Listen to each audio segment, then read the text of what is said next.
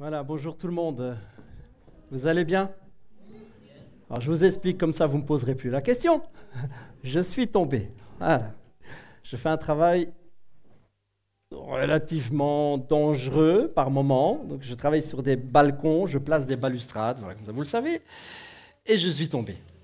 Pas du 5e étage, mais du premier. Bon, donc voilà, j'ai une petite fracture, rien de grave, je n'ai même plus mal parce que ma fille a prié hier pour moi. Hier soir, je vous avoue que j'avais hyper mal. J'étais vraiment là, je carburais entre Dafalgan, Nurofen, Dafalgan, Nurofen, et je trouvais que ça faisait rien. C'est des bonbons, ces trucs-là, hein. Ça marche pas. Enfin, en tout cas, pour moi, ça marche pas. Et puis j'étais là, j'avais super mal, et ma fille, avec un élan de foi qui lui appartient bien, elle me regarde, elle me fait « Demain, au nom de Jésus, t'es en forme, mais t'as plus mal. » Ouais, papa, tu peux aller te coucher. Je me suis levé, j'avais plus mal. Ouais, c'est vrai. Hein. Donc, si j'ai l'écharpe, c'est simplement parce que c'est lourd. On m'a quand même mis un plâtre, mais je vous assure, j'ai pu jouer de la guitare, vous avez vu, j'ai pu jouer de la guitare, peut-être avec plein de fausses notes, mais j'ai pu jouer de la guitare. Et vraiment, la douleur m'a quitté. J'ai réussi à dormir pendant la nuit, c'est extraordinaire. On a un papa vivant. Yes, Dieu est vivant. Voilà, allez, comme ça vous savez, vous ne vous posez pas trop de questions. Bonjour à tous ceux qui suivent ce message par Internet. Très heureux encore une fois d'avoir des gens qui sont bénis, qui sont touchés par les messages que nous mettons. C'est vrai, on va avoir au début d'année une réunion sur la vision qu'on a de l'Église, de ce qu'on veut faire, etc. Sachez que toucher les gens par tous les moyens, les réseaux sociaux, etc., ça fait partie de notre vision. On pense que l'Église, ce n'est pas 4 murs avec un sol et un toit. On pense que l'Église, c'est le rassemblement de gens. Ça peut être des gens qui sont loin, ça peut être des gens qui sont près, ça peut être des gens d'une même famille, comme ça peut être des gens qui ne sont pas du tout d'une même famille. Vous voyez, c'est ça l'Église. L'Église, c'est un groupe de personnes qui ont un même cœur et qui ont une vision. Alors pourquoi on est nous ensemble? Parce qu'on partage une vision. Il y aura d'autres églises qui ont d'autres visions, d'autres finalités, d'autres buts. On les bénit, on les aime. C'est aussi l'Église. Vous voyez ce que je veux dire? Ce n'est pas nous, l'Église, et les autres. On fait partie d'une grande Église, alors on est un groupe, on se retrouve ensemble parce qu'on partage certaines choses, plus précisément, peut-être ça va être un style de musique ou ça va être une forme, mais ça ne change rien au fond. Le fond est le même. On a une vision, c'est toucher les gens, toucher ce monde, toucher les cœurs par l'amour du Père. Yes! Ça, c'est notre vision, c'est notre but. Et dans ce cadre-là, bien filmer et mettre les messages, ça touche les gens. Ça touche les gens. Je vous l'ai déjà dit, mais on reçoit parfois des messages régulièrement. On reçoit des emails de personnes qui sont parfois loin en France ou dans d'autres coins du monde et qui nous disent « Ah, merci, je suis les messages. Waouh, super, ça fait du bien, etc. etc. » Donc voilà, ça sert à quelque chose et ça fait partie de notre vision. On veut que les gens soient touchés. On veut vraiment que l'amour du Père soit connu. On ne veut pas parler de religion, c'est trop ennuyant la religion. On veut parler de cœur et d'intimité, de relation. Donc voilà, on fait coucou à tous ceux qui sont derrière leur écran, qui seront, parce que nous on n'est pas en direct, mais tous ceux qui verront ce message, vraiment on les bénit. D'ici on vous bénit dans le nom de Jésus. On est très heureux d'être quelque part une bénédiction pour vous. On est vraiment très très heureux. On remercie Dieu pour cela. On continue notre thématique sur les traces des héros. On a parlé la semaine dernière de Élie et d'Élisée. Vous vous souvenez? Et comme petit message d'introduction, je voulais introduire vraiment ces deux personnages. Je vous ai parlé la semaine passée de Élie, d'Élisée, de voir comment Élie était apparu comme ça de nulle part. Il s'était présenté un jour, un bon matin, il s'est présenté chez le roi, alors qu'on ne sait même pas d'où il vient. La Bible nous dit ceci, malheureusement. Encore une fois, je fais une parenthèse, je suis tombé vendredi. Le message était tapé avant, donc je n'ai pas pu vous faire de PowerPoint. Parce que franchement, à une main, j'ai baissé les bras, je vous avoue. J'aurais pu essayer, mais j'ai baissé les bras. Et hier, j'ai hésité. Je dis, je fais un PowerPoint ou pas? Il y a une main, en plus la gauche. Je suis droitier. Donc, excusez-moi. Franchement, je suis désolé, je me rattraperai. Mais voilà. Donc, écoutez, je vais vous lire les passages, mais ils ne vont pas s'afficher malheureusement. Sauf si je les cite, c'est vrai, ma femme, on peut les afficher. 1 Roi 17. Allez, pendant qu'elle le cherche, 1 Roi 17. À partir du premier verset. C'est le passage qui nous dit et qui nous parle d'Élie qui va arriver un bon matin ou une bonne après-midi, spoc, il tape chez le roi, bonjour, je m'appelle Élie et je viens vous dire quelque chose. Il se pointe, on ne sait même pas vraiment d'où il vient. La Bible dit ceci, un prophète nommé Élie, originaire du village de Tishbé, en Galade, vint dire au roi Akab, aussi vrai, ou Achab, aussi vrai que l'Éternel, le Dieu d'Israël que je sers est vivant, il n'y aura ces prochaines années ni pluie, ni rosée, sauf si je le demande. Tishbé, je vous le lisais la semaine passée, mais Tishbé, c'est un village. Les spécialistes, je lisais un commentaire là-dessus, les spécialistes ne savent absolument pas où il est, où il était. Galade, la région, on la situe, mais Tishbé, on n'en a aucune trace. Il y a des villages ou des villes, quand on cite, quand on lit la Bible, il y a des villages, on sait exactement où c'était parce que le nom a un peu changé ou parfois le nom est resté même le même. Et il y a des endroits où on sait exactement. Mais Tishbé, je lisais un commentaire là-dessus, Tishbé, c'est paumé, quoi. C'est du genre, on aurait dit chez nous, Outsiplou, les bains de pied. Voilà, Outsiplou, les bains de pied. Il vient du fin fond de sa campagne. Élie, on ne sait pas qui c'est. Il ne vient pas avec un diplôme en théologie, il ne vient pas avec les honneurs et les recommandations de quelqu'un très élevé. Élie se pointe un bonjour chez le roi et il dit « Voilà, je parle de la part de Dieu. Dieu m'envoie te parler. Son nom veut dire l'Éternel est Dieu. » Ça, c'est le nom d'Élie. Je vous disais la semaine passée, on est dans une période où ces rois-là, le roi d'Israël et beaucoup avant et après lui, vont vraiment ne pas du tout suivre Dieu. Ils suivent des tas de trucs, des tas de penchants, des tas de théories du moment, ils suivent des théologies, ils suivent des dieux, ils suivent des tas de choses, mais pas l'Éternel. Et Élie, ils arrivent, il dit, moi je m'appelle Élie, je m'appelle l'Éternel est mon Dieu, l'Éternel est Dieu, c'est moi, je porte ce nom, et je vous dis que Dieu, eh bien, Dieu m'envoie et il veut se révéler à vous. C'est vraiment un message extraordinaire. Et je voulais reprendre ceci, alors que je vous l'ai déjà dit la semaine dernière. Je voulais reprendre ceci pour vous dire et pour insister que peu importe d'où on vient, peu importe notre passé, notre arrière-plan social, écologique, théologique, peu importe, de n'importe où Dieu prend quelqu'un et l'utilise. Je voulais vraiment insister, j'en ai parlé la semaine passée, mais très peu, je voulais insister et répéter, si tu as l'impression d'être insignifiant, et peut-être quelqu'un qui suivra ce message sur Internet, j'en sais rien, mais si tu as l'impression que de là d'où tu viens, ça ne peut pas donner quelque chose. Moi, je viens des mauvais quartiers. Des mauvais quartiers, il n'y a rien qui peut sortir de bon. C'est faux. Moi, je viens d'une région où l'accent, rien que notre accent, on se moque de moi. Rien que notre accent, on est pourri. C'est pas vrai, pas pour Dieu. Moi je viens d'une famille parce qu'on est nombreux, parce qu'on n'a pas les moyens, parce que ceci, parce que cela, c'est pas possible pour moi. C'est pas vrai. Et je veux le dire aujourd'hui à quelqu'un, et je veux insister là-dessus. D'où tu viens, Dieu te prend. Ça n'a rien à voir. Il te prend comme tu es et il se sert de toi. Vous connaissez le dessin animé Ratatouille? C'est un beau dessin animé. Comment ils arrivent à faire mignon un petit rat? C'est extraordinaire. C'est moche un petit rat pourtant. C'est pas super beau un petit rat. Ils arrivent à vous prendre un petit animal qui n'est pas du tout attachant et le rendre attachant. C'est Mimi, Ratatouille, avec ses petites menottes et son petit nez, c'est beau comme tout. Vous savez la citation de Gusto dans le film? Tout le monde peut cuisiner. Il y a de la vérité là-dedans. À un moment, la fille, celle qui va tomber amoureuse du garçon, elle va comprendre réellement ce que ça veut dire. Elle dit oui, c'est vrai, tout le monde n'est pas appelé à être un grand cuisinier. Mais un grand cuisinier, peut venir de n'importe où.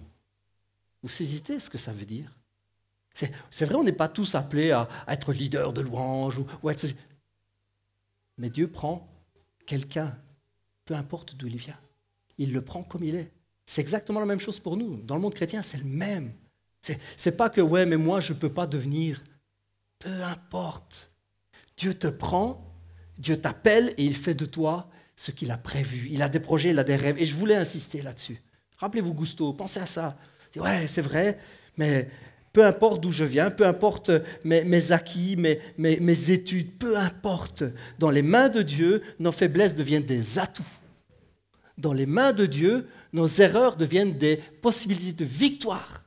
Dans les mains de Dieu, nos défauts deviennent des qualités. Oh, il pousse un peu, pasteur Miguel. Non, dans les mains de Dieu, vous voulez que je vous dise, je vais le pousser jusqu'où on peut le pousser. Dans les mains de Dieu, la mort devient vie. Avec ça, vous faites tout. Hein. Dans les mains de Dieu, la mort devient vie. Il est celui qui prend quelque chose de mort et le ramène à la vie. Et en fait quelque chose d'extraordinaire. Oh, vous devriez dire amen à ça. C'est extraordinaire. Dieu nous prend, nous transforme et nous utilise. Quelqu'un avait besoin d'entendre ça, j'en suis sûr. Allez, on continue. Notre ami Élisée va être appelé. Élie, nous l'avons vu la semaine dernière, c'est vrai, arrive de n'importe où, tape à la porte du roi, et puis va faire des miracles, il va aller de miracle en miracle, il va faire des choses extraordinaires. Mais à un moment, arrive notre deuxième personnage, Élisée. Élisée, on a un petit peu plus d'informations sur lui. On nous dit que Élie va le rencontrer, et on nous dit même où. Élie partit de là et rencontra Élisée, fils de Shaphat, qui était en train de labourer un champ avec 12 paires de bœufs. Lui-même conduisait le 12e attelage. Donc lui-même, Élisée, conduisait le 12e attelage. Élie s'approcha de lui et jeta son manteau sur lui. Élisée abandonna ses bœufs, courut derrière Élie et dit « Je vais aller embrasser mon père et ma mère pour prendre congé d'eux, puis je te suivrai. » Élie lui répondit « Va et reviens à cause de ce que je t'ai fait. » Élisée quitta Élie, prit une paire de bœufs, l'offrit en sacrifice, il se servit du bois de l'attelage pour faire cuire la viande, un super barbecue, et le distribua aux siens, qui le mangèrent. Puis il se mit en route pour suivre Élie et il fut à son service. Voilà, on nous raconte comment Élisée va être appelé. Et je voudrais aujourd'hui, à travers juste ce petit passage, vous parler de deux choses pour moi très importantes. Un, par rapport à notre thématique, suivre le pas des héros, entendre l'appel de Dieu et y répondre. Entendre l'appel. Et deuxièmement, s'attacher à cet appel. Marcher avec détermination et avec engagement. Yes, bon programme. Moi, je me dis, je vais m'encourager tout seul. Vas-y, Miguel. Voilà, je m'encourage. Élie va appeler Élisée. C'est extraordinaire. On voit vraiment dans ce processus, on voit vraiment le choix de Dieu. C'est chouette hein, quand vraiment on peut ressentir dans sa vie l'appel de Dieu. Il y a des gens qui ne savent pas ce qu'ils veulent faire et recherchent un peu leur destinée. Et puis il y a des gens, ça leur tombe dessus, c'est clair, c'est net. C'est extraordinaire. Mais je vais vous dire un truc. L'appel ne fait pas tout. L'appel ne fait pas tout. Élisée, c'est clairement le choix que Dieu met devant Élie. Un petit peu plus haut, je ne vous l'ai pas lu, mais un petit peu plus haut, vraiment, Élie va entendre cette parole de Dieu et Dieu va lui dire, choisis Élisée. Tu vas le trouver et tu vas le choisir. C'est extra quand même. C'est un choix, c'est le choix de Dieu. Dieu veut vraiment que Élisée soit à son service. Mais je vous assure, ça ne fait pas tout. Ce n'est pas tout d'avoir l'appel de Dieu. Il faut d'abord et en premier lieu l'entendre et y répondre. Parce que ça vous fait une belle jambe d'avoir un appel sur votre vie. Mais si vous n'y répondez pas, on peut vraiment voir ça dans le texte que nous avons lu, parce que Élie va appeler Élisée. Il va jeter son manteau sur lui et il tourne les talons. Est-ce que vous avez remarqué ça comme moi ou pas? Voilà ce que la Bible nous dit. Élisée s'approcha de lui et jeta son manteau. Et puis Élie s'approcha d'Élisée, jeta son manteau sur lui. Et on nous dit, Élisée abandonna ses bœufs et courut derrière Élie. C'est pas que Élie l'a jeté d'un bon 200 mètres. Il a vu Élie de loin, il a dit, je vais le toucher, lui, il est avec ses 12 bœufs. Non, il était tout près de lui, il est arrivé, il lui a acheté, mais qu'est-ce qu'a fait Élie? Il lui a acheté son manteau, il a tracé la route. Au début, je vous assure, c'est le genre de détail qui ne me frappe pas. Et puis après, je me dis, mais pourquoi il trace la route, Élie? Il jette son manteau sur Élisée, puis il trace sa route. Et il y a Élisée qui court derrière, « Hey man, pourquoi t'as acheté ton manteau? Wouh !» Vous voyez, c'est pas le tout d'avoir un appel. Il faut y répondre, il faut courir après. Hein. Hey, il faut courir après. On voit que Élisée va s'attacher au pas d'Élie, il va courir après. C'est pas le tout juste de recevoir un appel, parce qu'on aurait pu aussi avoir un Élisée qui reçoit cet appel et qui regarde le manteau et dit « Oh, c'est le manteau d'Élie. Oh, en plus, il me va bien. Oh, c'est tout chaud et c'est tout doux. Ça, c'est génial. Oh, » Et se remettre au boulot. Élie trace sa route, Élisée, il a le manteau, et puis il dit, punaise, j'ai reçu le manteau d'Élie. Oh, et puis il continue à bosser. Allez les bœufs, on continue, on laboure. C'est génial, j'ai reçu le manteau d'Élie. Ça veut dire quoi? Ça veut dire que je vais peut-être un jour devenir comme Élie. Wow, c'est génial. Et Élie, il est 3 km plus loin. Et lui, il continue. Ah, c'est super. Allez les bœufs, on passe. Waouh, et dire tout ce que je pourrais faire, parce que j'ai entendu parler d'Élie. Hein. Élie fait des miracles de ouf. Hein. Élie, vous savez, c'est qui Élie? Élie, c'est pas seulement le gars qui fait pleuvoir. Il fait pleuvoir l'eau, c'est vrai, mais il fait pleuvoir le feu. Hein. La Bible nous raconte comment Élie va aller à la rencontre des faux prophètes. C'est un terme qui veut dire des personnes qui servaient ou qui incitaient les gens à servir d'autres dieux que Dieu, des idoles. Alors vous aviez à l'époque, je vous en ai parlé la semaine passée, vous aviez Baal, vous aviez Asherah, vous aviez Astarté, etc.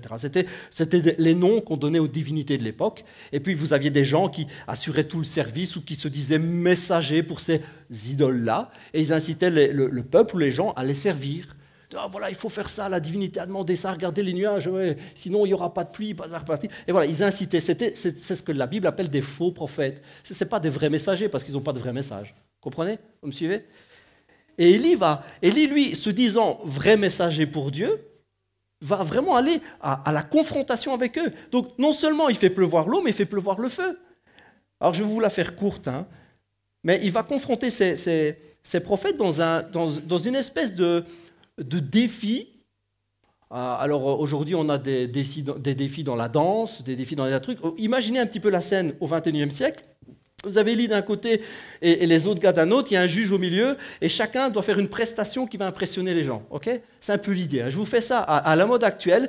Donc, leur outil, leur moyen de faire des défis à l'époque, c'était de faire un sacrifice. Bon, aujourd'hui, ça ne nous parle pas à nous, mais eux, ils faisaient un autel. C'est-à-dire, ils faisaient un petit monticule avec des pierres, ils mettaient du bois, ils mettaient un animal qu'on avait coupé en morceaux, et puis, il n'y a personne qui allumait le barbecue, ça devait s'allumer tout seul. Vous me suivez ? Ça, c'était le défi. Alors, les deux équipes se rencontraient, se confrontaient. Et puis, évidemment, vous imaginez les faux messagers.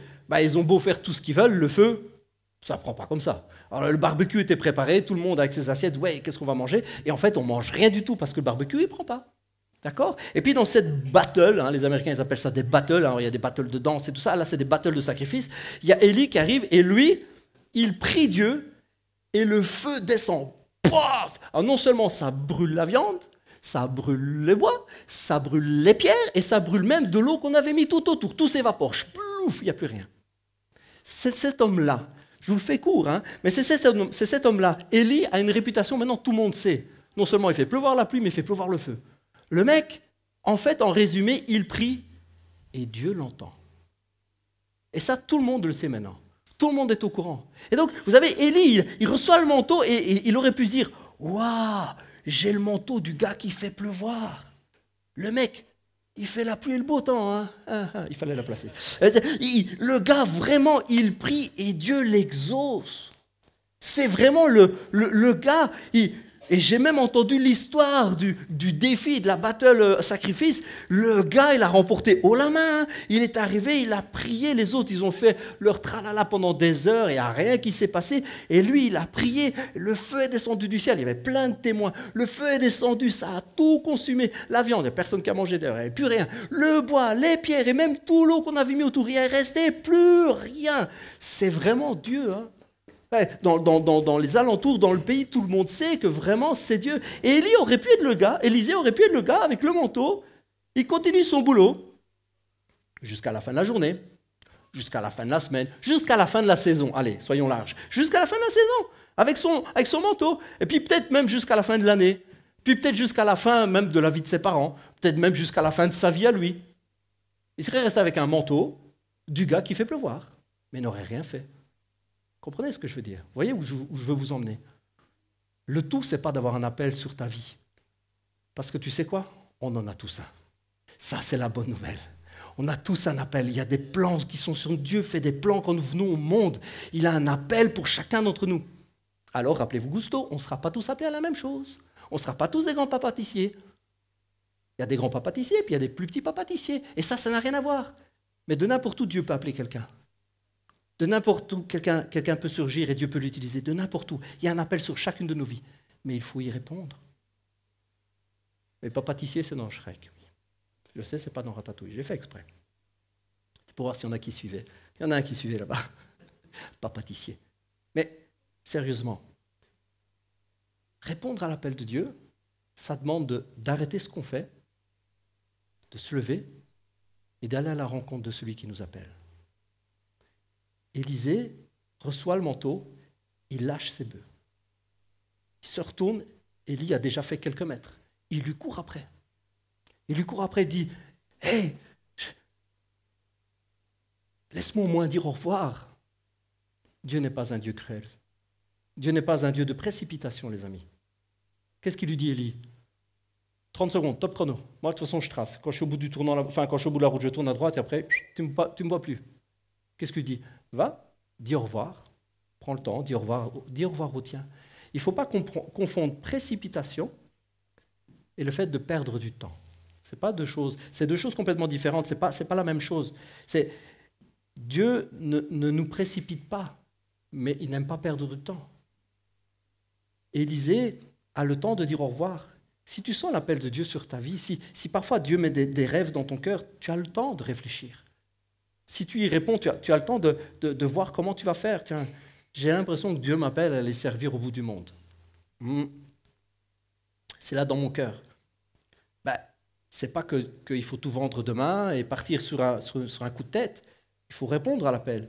Mais tu as le temps d'analyser, tu as le temps de regarder, tu as le temps même de prier, tu as le temps même de dire au revoir à ceux qui sont là, tu as le temps de te préparer. Mais il ne faut pas confondre préparation et 20 ans à tourner en rond. Hein. On est d'accord aussi?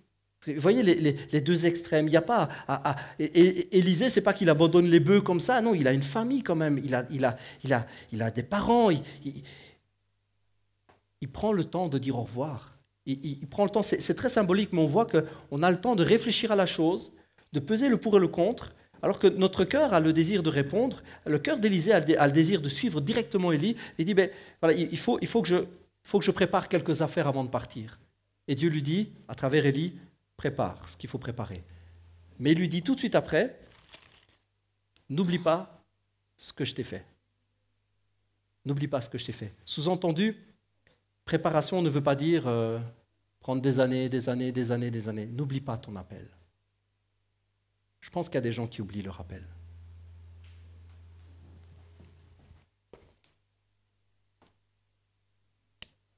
Il y a des gens qui oublient leur appel.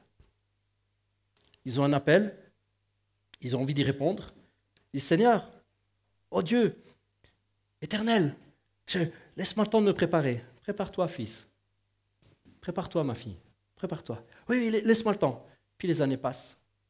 Et puis Dieu, de temps en temps, il dit, rappelle-toi ton appel. Oui, mais je me prépare. Hein, je me prépare. Un jour, je serai prêt.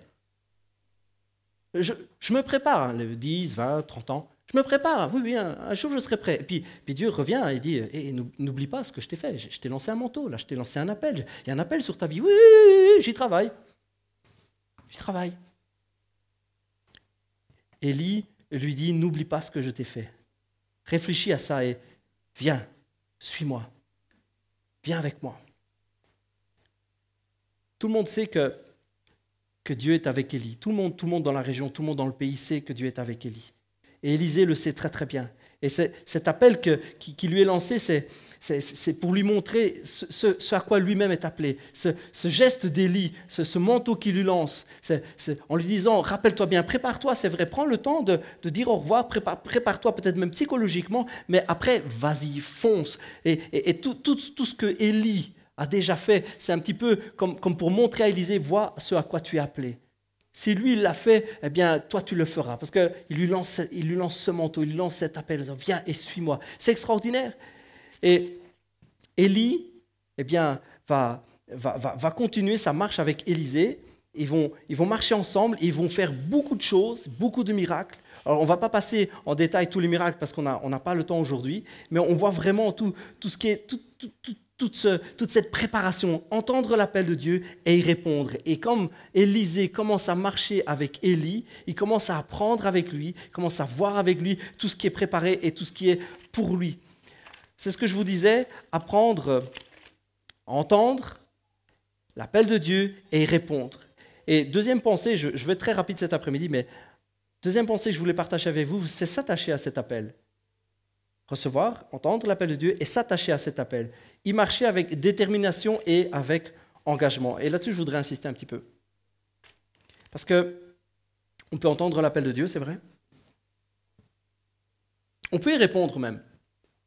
Se rappeler le manteau qu'on a reçu et se lever, dire, se préparer, puis commencer à marcher.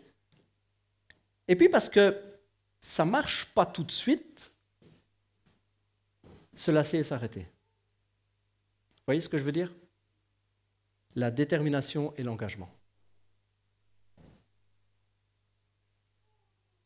Je vais vous dire franchement, c'est dans notre nature de laisser tomber. C'est un penchant que nous avons tous.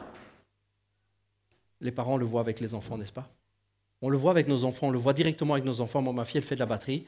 Elle est en 3e année de batterie. Je suis fier comme un pan de la voir faire de la batterie, ma petite choupinette. Et elle me sort, il y a à peine 2 semaines, « Papa, je vais arrêter la batterie. » Je dis, « Ma chérie, pas en 3e, allez. Tu me dis ça en 1re, mais pas en 3e. » C'est dans la nature. C'est dans la nature de l'homme et de la femme évidemment, que quand on rencontre des difficultés, quand on commence à rencontrer, on laisse tomber. Alors, il y a des gens, c'est vrai, qui ont le caractère pour aller jusqu'au bout, ils ont la niaque pour passer à travers. Ça fait partie des exceptions, vous savez. La plupart des gens laissent tomber. Je ne parle pas de lâcheté, je parle juste d'un penchant qui est humain, qui est en nous. Face à la difficulté, face à l'attente, face même à devoir faire certains efforts, hein, je parle ici de la batterie, mais ça peut être dans plein de domaines, on laisse tomber. Marcher avec persévérance. Et je voudrais pas vous dire qu'on doit mériter notre appel, parce que ce n'est pas du tout ce que je veux sous-entendre, parce que ce n'est pas vrai. On ne mérite pas notre appel. On ne mérite aucune des bénédictions que Dieu veut nous donner, on ne mérite rien. Mais Dieu attend de nous une certaine détermination, un certain engagement. Ça ne veut pas dire que, puisque tu t'engages, alors tu mérites ta récompense. Ça n'a rien à voir. Mais on a un ami ici, Élisée, qui va marcher avec Élie pendant des années. La Bible nous dit que plusieurs années après, Élie va être enlevé au ciel et Élisée va recevoir quelque chose. Plusieurs années après. Il y a parfois un laps de temps qui se passe comme une sorte de désert, d'école, mettez le nom que vous voulez là-dessus, de période d'attente ou de formation. Et c'est vraiment la période la plus compliquée et la période dans laquelle vraiment souvent on attrape de faux raisonnements et on met vraiment sur Dieu de très très très mauvaises intentions. C'est la période où on dit que Dieu fait exprès parce que. C'est la période où beaucoup de croyants vont commencer à penser que Dieu les frappe pour leur apprendre, que Dieu les prive pour leur apprendre. C'est vraiment dans ce genre de période où on commence à entendre, mais pourquoi ? Je ne suis quand même pas une mauvaise personne, je ne suis quand même pas mauvais. J'ai répondu quand même à l'appel, j'ai prouvé qu'on commence à entendre des paroles ou des réflexions du genre « mais je ne comprends plus ». J'ai dit ça souvent. Papa, je ne comprends plus. Je ne comprends plus. Pourquoi je me ramasse tout ça? J'ai répondu à l'appel. Tu m'as appelé, j'ai répondu. Pourquoi tant de misère? Pourquoi ça me tombe sur la tête, quoi? Pourquoi moi? Qu'est-ce que j'ai fait pour mériter ça? Et s'il fallait donner plus, j'aurais donné plus. C'est le genre de réflexion qu'on a, hein, ouais. Ne me laissez pas tout seul. Je sais que je ne suis pas seul sur ce coup-là. On a tous ce genre de réflexion. Je ne comprends pas. Autant d'années de vie chrétienne où je me suis donné, et puis paf, ça vous tombe dessus. Je ne comprends pas. Et alors on est là et on est prêt à remettre tout en question. Notre foi, tout, même si Dieu existe ou pas. C'est un truc de dingue. Hein.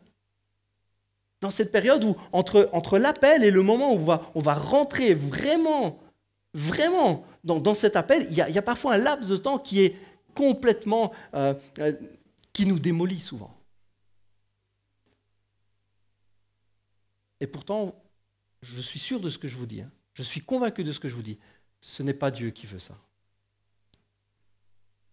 Quelque chose de nécessaire n'est pas spécialement quelque chose que Dieu veut. Vous me comprenez? Ce n'est pas parce que c'est nécessaire que Dieu le veut pour nous ou que Dieu nous l'impose parce qu'il est dictateur, il fait ce qu'il veut, on n'a rien le droit de lui dire. Vous comprenez? Ce n'est pas ça. Quand quelque chose est nécessaire, ce n'est pas forcément quelque chose que Dieu voulait pour nous, mais c'est quelque chose que Dieu accepte pour nous parce qu'il sait que c'est la seule solution. Et c'est différent. Dieu peut parfois laisser les choses se faire, accepter que les choses se fassent dans notre vie, pas parce qu'il veut nous faire du mal, ou pas parce qu'il nous dit « ça t'apprendra ». Il ne fallait pas faire le malin, il ne fallait pas me tenter, il fallait pas faire... C'est pas ça. C'est pas parce que quelque chose nous arrive que forcément ça devait arriver aussi. Ça, c'est souvent, j'entends ça. Quand quelque chose arrive, on dit, ben, c'est que ça devait se passer comme ça. Wow. Alors, la limite entre ça et dire qu'on est des robots, qu'on n'a aucun choix dans la vie, elle est vraiment... C'est limite, hein. C'est hyper limite, hein. Parce qu'on finit par penser qu'en fait, on a le choix de rien dans la vie, ça arrive parce qu'il fallait que ça arrive, parce que tout est déjà écrit et qu'on a le choix de rien. Et les amis, dire ça et dire qu'on est des petits robots qui obéissent juste au doigt et à l'œil, bah, c'est limite, hein. C'est pas parce que quelque chose arrive qu'il n'y avait pas une autre solution, hein. Comprenez ce que je veux dire? C'est parfois une chose arrive, il y avait moyen que ce soit différent. Mais la situation, les événements, les cœurs, notre disposition à nous, il y a plein de paramètres qui ont fait que la chose est là. Et puis après, on arrive, on dit, mais pourquoi Dieu, tu as permis que, ou Dieu, tu as voulu que... Peut-être que Dieu lui-même ne voulait même pas que la chose arrive. Mais il a laissé faire. Parce que dans telle situation, avec tel et tel paramètre, c'était finalement la dernière solution. Je ne vous ai pas perdu là-dessus, vous m'avez suivi? Des événements graves, je sens que je dois insister, des événements graves arrivent parfois dans notre vie. Et on a l'impression que c'est Dieu qui l'a voulu. Dieu nous aime tellement que s'il pouvait rendre la chose parfaite sans aucune épreuve, il le ferait, je vous assure. Dieu nous aime tellement que s'il pouvait nous éviter tout ça, il le ferait. Mais notre propre cœur, nos choix, les décisions que nous avons prises il y a 10 ans, font que nous sommes là aujourd'hui. Et croyez-moi, Dieu met tout en œuvre pour que les choses se passent le mieux possible. On attribue souvent à notre Père les choses les pires en disant « Ouais, c'est Dieu qui a permis que je tombe malade, et c'est Dieu m'a fait tomber malade, ou Dieu a frappé ainsi ma famille, ou Dieu a frappé... » Et on dit ben, « C'est parce que c'est le plan de Dieu. » Et vous imaginez pas ce que vous mettez sur le dos de Dieu quand vous dites ça. Il y a telle et telle situation qui arrive parce que Dieu, en laissant faire, n'avait pas d'autre solution. Il n'avait plus d'autre solution. Et ces déserts que parfois nous traversons, ce moment entre l'appel et le moment où nous rentrons vraiment dans cet appel, sont parfois très très longs. C'est parfois des années, parfois même des dizaines d'années. Et croyez-moi, ce n'est pas la faute de Dieu. Dieu ne nous impose pas son temps. Croyez pas que Dieu a un agenda où il a dit mardi, Miguel fera ça. Et puis vendredi, Miguel tombera de l'échafaudage, se cassera un petit peu la rotule du coude, passera aux urgences à 11h32, puis ceci, puis cela, puis attendra 2 bonnes heures aux urgences. Ouais, je vous dis que j'ai attendu. 2 bonnes heures. C'est les urgences. Il ne faut pas que ce soit trop urgent d'ailleurs. 2 bonnes heures. Croyez pas que c'est écrit dans un agenda. Moi, en tout cas, je ne crois pas ça. Mais je crois que c'est vrai, j'ai pas fait super attention. J'étais en train de faire attention, mais peut-être pas assez. Et puis je me suis retrouvé la tête sur les pavés. Pleuf, je suis tombé. Vous savez, je me suis relevé, je n'ai pas dit « Oh, pourquoi Dieu, tu as permis ça ?» Je me suis relevé, j'ai dit « Merci, je ne suis pas tombé la tête première. » Ça, c'est ce que j'ai dit. Wow. J'ai touché, j'ai dit « Ok, tout est là, j'ai tous mes morceaux, ok, tout fonctionne. » Ah, celui-là, il fonctionne moins bien. Aïe, aïe, aïe. C'est tout. J'ai dit « Ok, merci papa, tu m'as gardé. » Mais je ne m'imagine même pas un instant que Dieu voulait que je tombe. Ça ne va pas la tête. Que Dieu a fait que je tombe, ça ne va pas la tête non plus. Mais parfois, je prends cet exemple-là, et parfois on a l'impression que notre vie elle est réglée avec toutes les décisions que Dieu veut pour nous ou que Dieu nous impose. Ça ne marche pas comme ça, les amis. Ça ne marche pas comme ça. Dieu fait avec notre cœur, fait avec la situation. Il adapte ses plans chaque jour. Et parfois, entre l'appel et le moment où on rentre dans son appel, il y a des années, il y a des tas d'affaires qui se passent parce que nous prenons des tas de décisions, les amis. Nous prenons des tas de décisions qui nous amènent dans des tas de directions. Et les endroits où nous arrivons, les choix que nous prenons, nous amènent vers d'autres choix. Et ces autres choix nous amènent vers d'autres choix. Et de temps en temps, Dieu vient taper sur l'épaule et dit « Hé, rappelle-toi de ce que j'ai fait. Rappelle-toi de l'appel qu'il y a sur ta vie. Rappelle-toi de ceci, rappelle-toi mes promesses. » Alors on se dit « Ouais, c'est vrai, les promesses de Dieu. » Et alors, on se réaiguille plus ou moins sur la volonté de Dieu, sur son appel. Et ça va un petit peu. Et alors du coup, on a l'impression que tout ce qui était avant, ben, c'était la volonté de Dieu, du coup. Ben ouais, parce que je suis là, et puis maintenant, je sens que Dieu me parle et tout. Je dis, ben, forcément, tout ce que j'ai fait avant, c'était bon, hein, c'est ce que Dieu voulait pour moi. Et si on avait la carte du ciel, comme Dieu, il nous voit d'en haut, on verrait tous les détours qu'on fait pour arriver à un point B. Hein, on est parti du A, on a fait tout ça, et puis en fait, Dieu, il disait, en fait, si tu freinais juste ça, Tu étais direct. Mais bon, je t'ai suivi, hein. Tu as fait tous les détours, tu es passé par là, hop, tu as vu la mer, oh, c'est joli. Puis tu es revenu, oh, les montagnes, c'est beau aussi. Et puis tu es venu là, bam, tu arrives au bon endroit. Et quand on arrive là, on se dit, ah ben, il fallait donc passer par là. C'était donc la volonté de Dieu. Il y avait peut-être moyen de faire raccourci, les amis. Pensez juste au peuple israélien, au peuple d'Israël qui est passé dans le désert toutes ces années en imaginant que c'est Dieu qui a imposé toutes ces années. Vous vous souvenez de cette petite histoire-là? Vous êtes avec moi? Vous vous en souvenez? Ils sont arrivés, tout premièrement, ils sont arrivés devant. Hein. Et puis après, Dieu leur a dit, bon, ben ça va, ok, puisque c'est ainsi, faites demi-tour. Ah ouais, c'est pas Dieu qui impose ça. Hein. Leur choix les ont amenés, le choix qu'ils ont fait, leur position de cœur, et c'est ce qui arrive souvent dans notre vie. C'est ce qui arrive souvent dans notre vie, entre le jour où Dieu nous appelle, et il y a réellement un appel sur notre vie. Nous l'entendons, nous voulons y répondre, notre cœur veut y répondre, et nous commençons à marcher. Et puis alors que nous commençons à marcher, des événements arrivent, nous prenons des décisions, nous faisons des tournants, encore des plus grands tournants, puis des retours en arrière, puis on revient, on fait un détour, on s'arrête là, on repart par là, oh une montée, une descente, et puis on se perd dans un truc, et puis de temps en temps, pouf, on se recalibre un peu sur la volonté de Dieu, sur l'appel de Dieu, puis on se dit, ah ben oui, ça c'est le chemin de Dieu, il faut l'accepter. Et puis on ne s'imagine même pas qu'il y avait plus court et que Dieu voulait autre chose pour nous. Élisée va marcher pendant des années. Des années. Et je ne pense pas que Dieu nous impose un temps, mais Dieu se fait à notre temps. Je sais qu'il y en a beaucoup qui pensent que Dieu nous impose un temps, mais je pense que c'est tout l'inverse, les amis. Nous imposons notre temps à Dieu. Je ne vous ai pas perdu là-dessus non plus. Nous imposons notre temps à Dieu. Est-ce que vous réalisez ça? Quand Dieu veut nous emmener quelque part, il veut faire quelque chose avec nous. Soyons sérieux. Le seul qui attend vraiment, c'est Dieu. Le seul qui attend vraiment dans l'histoire, c'est Papa. Lui, il attend vraiment qu'on soit OK. Il attend vraiment qu'on comprenne ses plans. Il attend vraiment qu'on comprenne sa volonté. En attendant, eh bien, il utilise nos mauvais choix, nos mauvaises situations, etc., pour nous encourager. Il transforme tout ce qui est mauvais en bon. Il transforme nos défaites en victoire, nos maladies en guérison. Il transforme tout parce qu'il veut nous emmener plus haut. Ah, ne vous sentez pas coupable pour ça. N'ayez pas du tout un sentiment de culpabilité parce que je fais attendre Dieu. La culpabilité ne vient pas de Dieu. Et je ne voudrais surtout pas que vous vous sentiez coupable. Je n'ai pas envie de ça. Ça ne vient pas de Dieu. Dieu vous aime tel que vous êtes. Mais sachez que Dieu s'adapte à vous. Dieu s'adapte à vous. Les amis, ça fait 6000 ans que Dieu s'adapte aux hommes. Il les suit, il les attend, il prend patience. 6000 ans. Les années passent, les milliers d'années, les centaines d'années passent. Et Dieu nous attend patiemment. Il fait avec, il attend. Et puis ce beau jour arrive. Où notre volonté, notre cœur s'aligne avec le cœur de Dieu, où nous sommes enfin prêts. Et Dieu nous a tellement attendus, il a tellement attendu que nous arrivions à ce moment précis où nous allons pouvoir entrer dans cet appel. Et c'est extraordinaire, nous avons besoin de persévérance et d'engagement, ne pas décrocher, ne pas abandonner. Et même si des questions dans ce temps d'attente entre l'appel et le fait que nous rentrions dans cet appel, même si le temps est long, le but pour nous c'est de ne pas décrocher, d'avoir de la persévérance. Élisée va s'accrocher. On pourrait analyser en détail, et je ne vais vraiment pas le faire parce qu'on n'a pas le temps, on pourrait analyser en détail chaque lieu où Élisée va. Élie dit à Élisée, je vais à Jéricho, attends ici. Puis non, je vais aller avec toi. Puis il dit, je vais au Jourdain, attends ici. Non, je vais aller avec toi.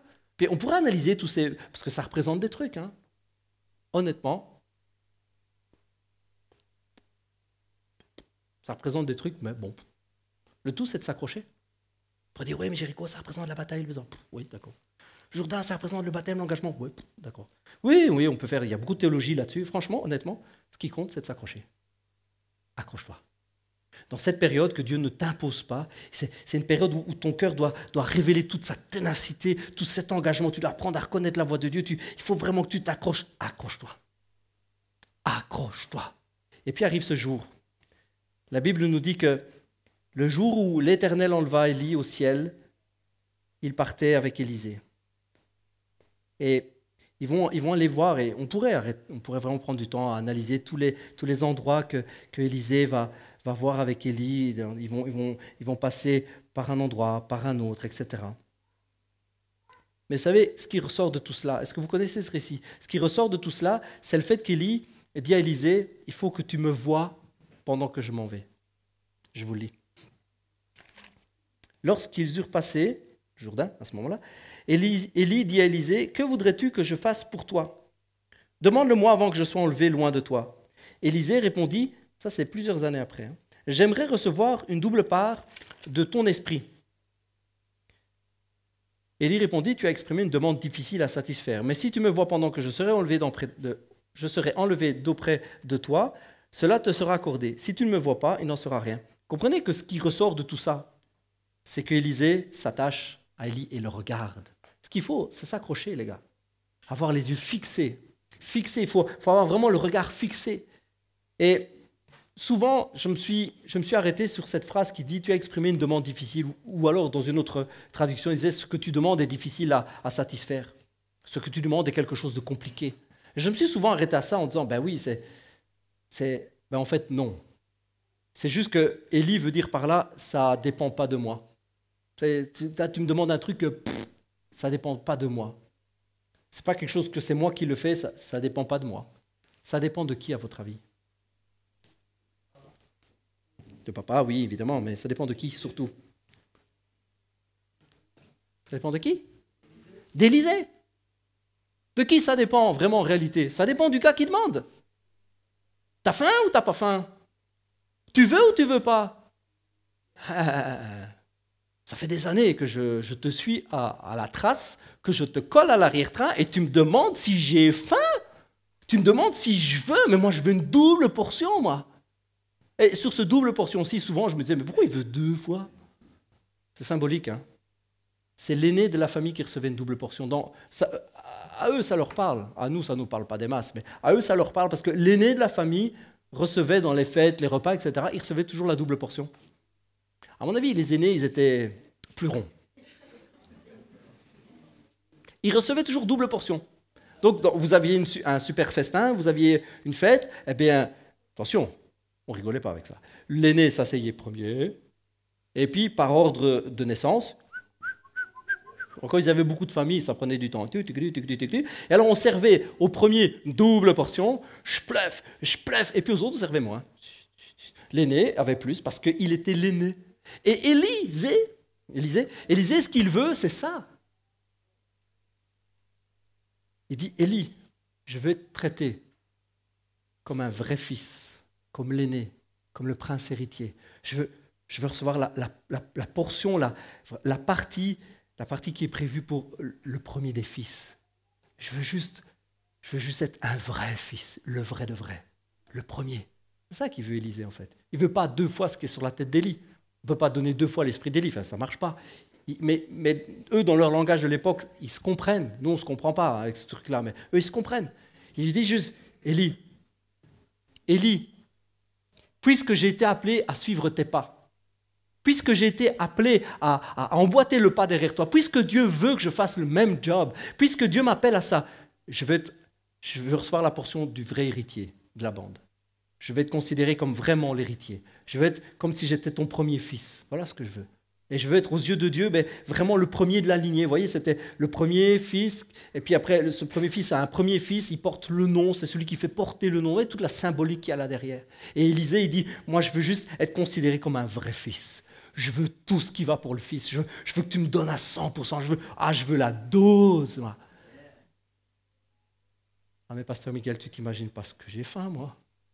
Ça fait combien d'années que j'ai faim? Vous savez, j'ai fait beaucoup de voyages cette année-ci. Et ce qui m'a fait rire, ça devait se voir sur ma tronche. Ce qui m'a fait rire, c'est qu'à chaque fois que j'allais quelque part et que j'essayais de baragouiner en anglais, que oui, je venais parce que je voulais le Saint-Esprit, je voulais connaître des choses, etc.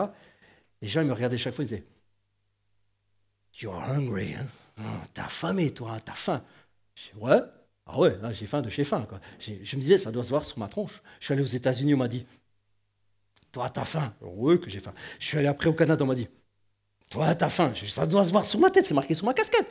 J'ai faim.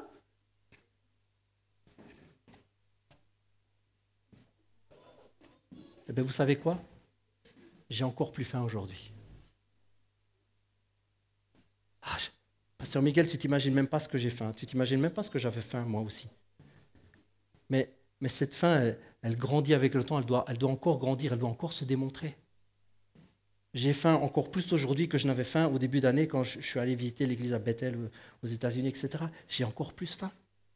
Et à l'été, je suis allé à Toronto, je suis allé au Canada, j'avais plus faim qu'à Bethel, mais j'ai encore plus faim. Et on retrouve tout ça dans ce qu'Élisée exprime. Ça fait des années qu'il marche avec Élie. Et puis il dit juste, tout ce qu'il montre à Élie, Élisée, tout ce qu'il montre à Élie, c'est « J'en veux, je suis affamé.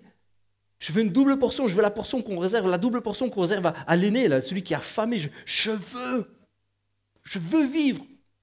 Je veux vivre cet appel. Je veux vivre l'appel que Dieu a pour moi. Je veux le vivre à 100%, à 150%, à 200%. Je veux vivre à 2000%. Je veux vivre à fond. » Et la Bible nous dit que il va recevoir ça. Il va recevoir. Je vais appeler l'équipe de louange, on va terminer avec un chant. La vie d'Élie et d'Élisée nous montre tellement de choses par rapport à nous. La vie d'Élisée nous montre vraiment tout ce cœur à entendre l'appel et à ne pas rester assis, à ne pas rester à son travail. Ça fait combien de temps que l'appel de Dieu a résonné dans ton cœur? Honnêtement, ça fait combien de temps que tu sens ça? Que tu le sens en toi, que tu le sens dans tes tripes, que tu le sens dans ton cœur, ça fait combien de temps? Ça fait combien de temps que même la nuit tu y penses, tu veux aller prier pour les gens, tu veux que des gens soient guéris, tu veux que des gens soient touchés, tu rêves d'évangéliser, tu rêves de... Ça fait combien de temps? Entendre l'appel de Dieu et y répondre. Tu peux encore passer des nuits, des années, des semaines à entendre cet appel, à recevoir dans ton cœur, à dire « Ouais, c'est génial, Dieu m'appelle à faire des choses, je le sens dans mes tripes. » Ouais, mais qu'est-ce que tu attends pour y aller? Répondre à l'appel, se lever et y aller. Et peut-être tu me diras « Ouais, mais Pasteur Miguel, ouais, ben ouais, moi je me suis donné, et puis tu sais, honnête, franchement, si je dois être franc avec toi, c'était pas si facile que ça, et puis j'ai rencontré des difficultés, et puis t'es pas dans mes baskets, c'était dur, quoi, c'était chaud.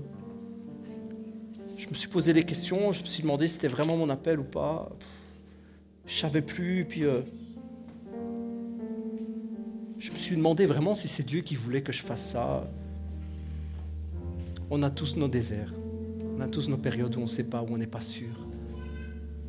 On a tous ces moments peuvent prendre parfois des années, voire même des dizaines d'années où nous sommes au fond, nous sommes au creux. Il est temps pour toi de te relever. Il est temps pour toi de te relever, de prendre ton appel, de le saisir.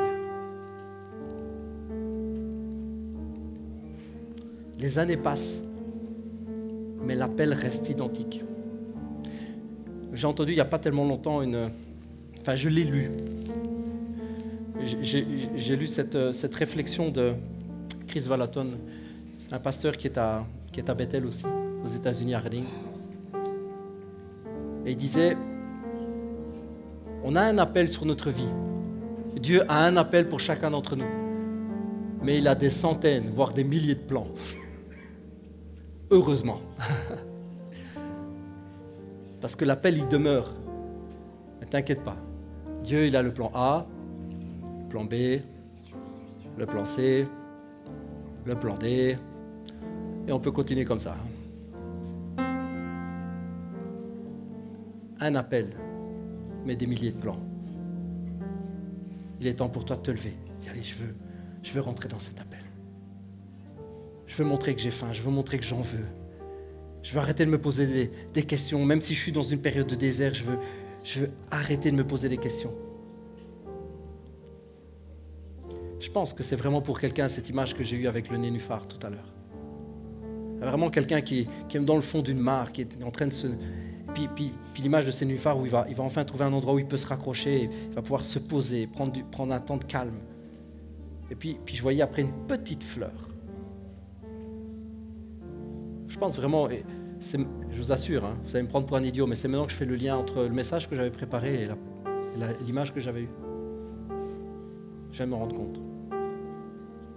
Je pense que c'est une parole pour quelqu'un. Il faut que tu te relèves. Il faut que tu reprennes courage. Il faut que tu t'accroches, il faut que tu démontres ta faim. Il faut que tu rattrapes la faim, il faut que tu te remettes en marche. Seigneur, je veux une double portion. Je veux une double portion du Saint-Esprit. Je veux que ton Saint-Esprit me ranime.